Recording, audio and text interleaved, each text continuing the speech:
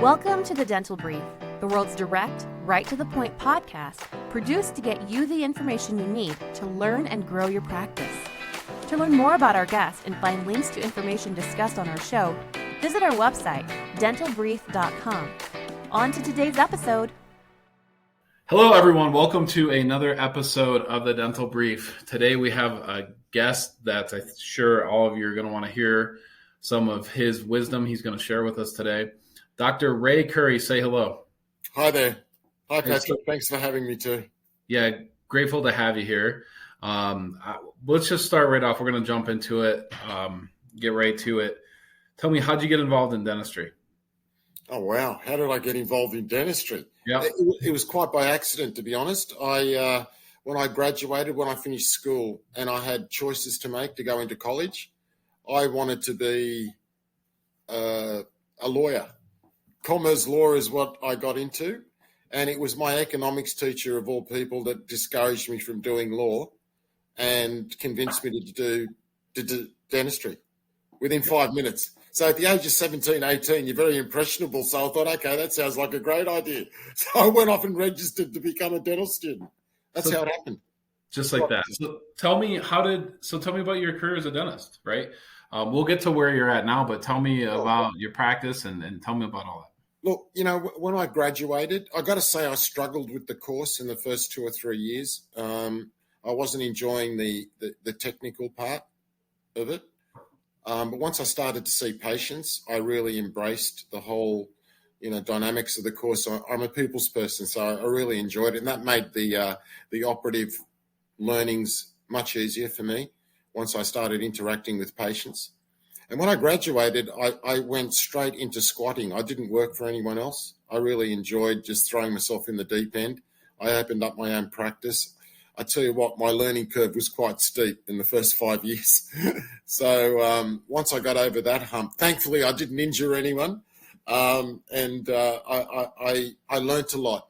It was a difficult learning curve, but I learnt how to manage patients, how to interact and profile patients, in the sense that, everyone was different and they came in for different reasons.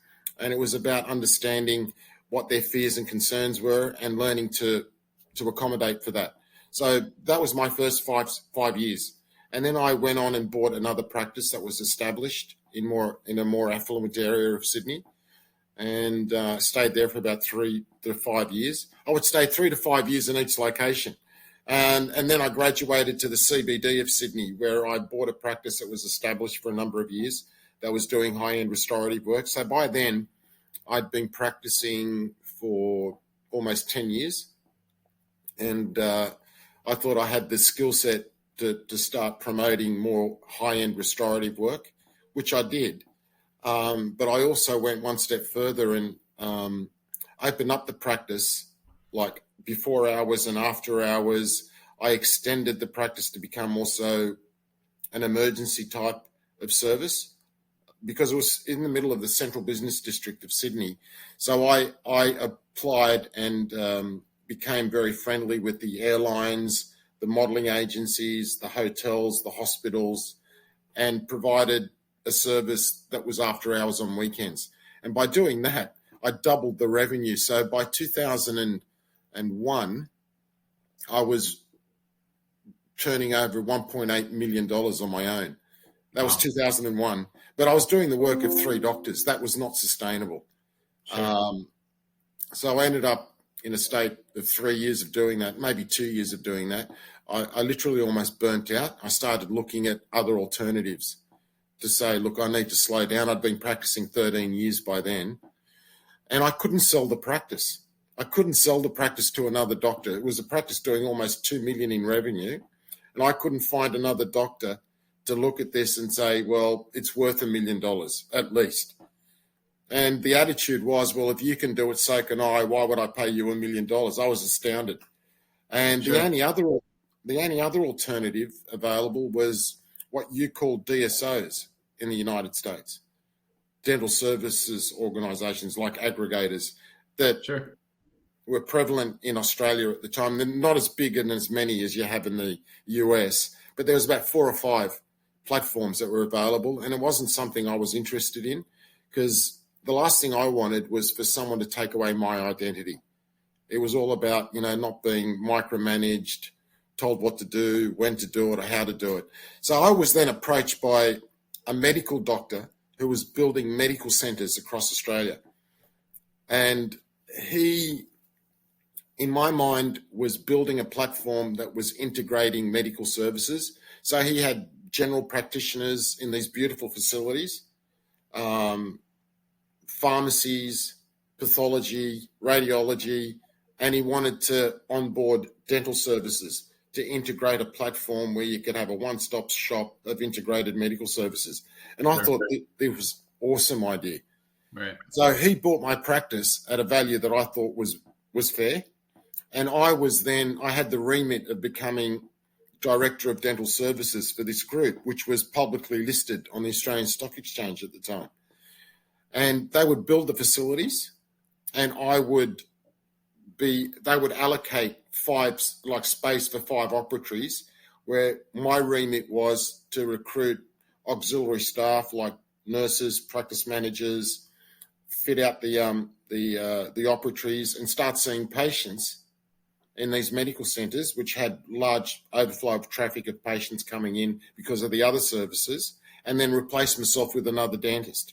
Now, I did that 30 times in 5 years for this group. Wow. But midway through, Patrick, it broke my spirit, because I was then in an environment where I was being micromanaged, being told what hours I could work, what staff I could or couldn't employ, what materials I could and couldn't use.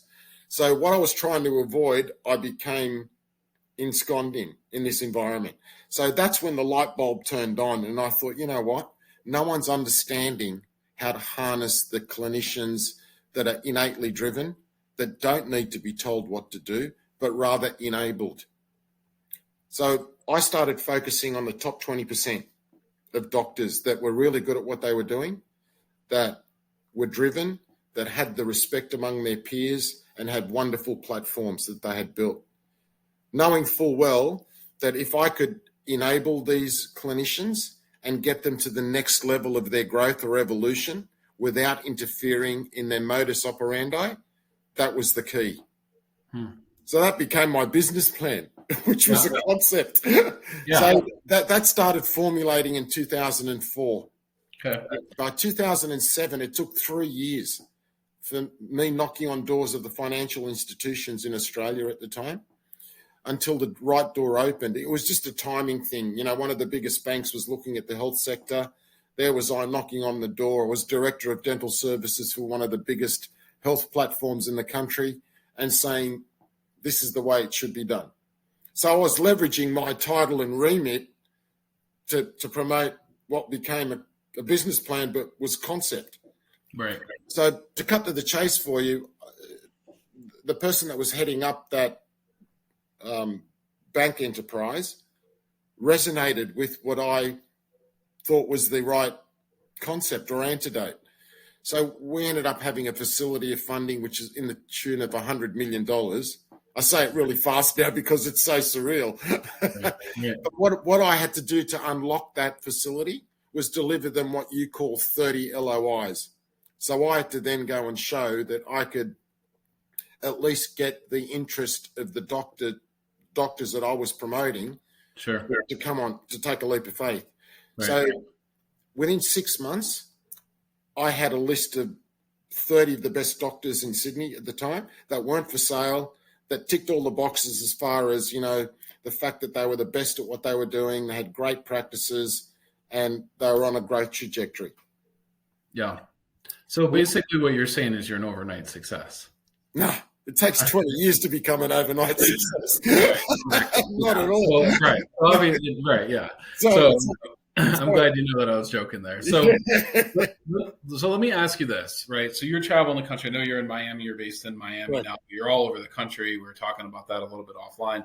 Yeah. So you talk to a lot of dentists, right? Clearly, a lot of business owners. Usually I ask people on the show, like, hey, what's a problem that dentists are coming to you? What's a challenge that they're having that they're coming to you about or they're talking about with you? Instead of asking that question, what I want to ask you is, what is a challenge that you foresee dentists having and practices having that they're not even aware of yet? Like, what's kind of the elephant in the room so much? What's in the closet or the bed? I've never really had to think about that, but that's a great question. Look, you know what I would say, that there is a tendency right now for corporatization. Dentistry is going to follow in the same path as medicine has gone in the US, and it's going to be more difficult for new graduates to open up their own practice and to compete with there's a lot of DSOs that are already in place, which has caught me by surprise, which is unique to the United States. And I say that having been in Australia, New Zealand, Canada, UK, and Asia. What I'm seeing in the US is unique to the United States as far as the number of doctors that have already established 5, 10, 15 practices as their platform, and the number of DSOs that are already in the market that are competing. So the new graduates have to compete against all that. So it makes it even more difficult to graduate, and especially with the debt that they graduate with after college. And then they've got to look at, do I buy a practice? Do I buy into a practice? Do I start my own? So there's all that competition going on. And if you're not sensitive to that, it makes it all the more difficult. And you're setting yourself up to fail, which is a sad thing to say after all those years of study. Sure. So it's about running a business and understanding what your competition is, who your competitors are, and where you need to be once you graduate, and what is the best path for you as far as that's concerned. Now, go ahead. I was going to say, Patrick, what I've also become highly aware of being in the US and having been in those other jurisdictions and other countries, what's unique is the fact that the doctors here that I've met that have been attracted to the philosophy of what we're promoting are going through what I call DSO fatigue. In other words, their greatest fear, so that they've come to a crossroad. They've built platforms of 5, 10, 15, sometimes up to 20 as individuals, and they've tipped out, like they've reached a tipping point where they can't keep self-funding. So the crossroad is, do I go with private equity, or do I go with one of the larger DSOs that are already currently established in the US? And the larger ones, I'm referring to the Aspens of the world, the Heartlands of the world, the Pacifics, and so on, who are quite entrenched in their modus operandi and their model. Their model is fundamentally micromanagement, rebranding, systemization. And the greatest fear the doctors that I'm meeting becomes their loss of identity and the loss of autonomy. So all of a sudden we've become the antidote, the solution, the breath of fresh air. And that's what is really exciting for me, because I know it works. Our philosophy, the blueprint works, and it works. And what gives it legitimacy is what we've done in Australia, New Zealand, and Canada, which is there for all to see. So back in the other countries that I've mentioned, we were rolled up as Dental Corp, New Zealand, Dental Corp Australia, Dental Corp Canada. Now, the Canadian platform, which we sold out of in 2014, was bought by private equity, then on-sold to Louis Vuitton, which then listed it. So there's a journey and a roadmap there that everyone can follow, and the results have been extraordinary. The market cap of Dental Corp Canada today is about $3.3 billion. Jeez. Wow. It's extraordinary. And it's a reflection of the model. We had a 98% retention rate of doctors. The average age was 48. So none of the doctors ever left. And there's a reason for that. It's because of the model and how it works. It's all about enabling, validating, and rewarding doctors. And because I have so much empathy for what they do, because I practiced for 17 years. So I know what it's like to be on the coalface, and I know what it takes to enable a type A personality that wants to keep growing and wants to be harnessed. If you harness these individuals, the result is what you see as far as, what we managed in other countries. And what's common to all of them, Patrick, is that they're all successful. What separates them is their skill their aptitude, and their personality. They've all got different skill sets. They all have different personalities, and they all have different aptitudes. But the common denominator is that they're all successful for different reasons. Sure. And that's what you harness. Yeah, that makes sense. And that's some great wisdom. And thanks for sharing that with you or with our audience. I want to encourage our audience to check out your website. It's udc.dental. And Dr. Khouri, tell me if somebody wants to find out what's different about you one-on-one in UDC, how would they go about doing that? What's the best way to get in touch with you or your team? Email me directly on I'll just make sure I'm giving you the right email address, ray@udc.dental. So it's Ray, R-A-Y, @udc.dental. Yeah. Appreciate you coming on today. I want to have you come back on, but thank you so much for being here today. Oh, no, Patrick, thank you for reaching out. And I'm very humbled that you had interest in what we were doing. Thank you. Thank you for joining us on today's episode. Did you know you can weigh in on today's topic on Facebook? Search The Dental Brief on Facebook or visit our website, dentalbrief.com, and just follow the link. We look forward to having you join us again on another episode of The Dental Brief.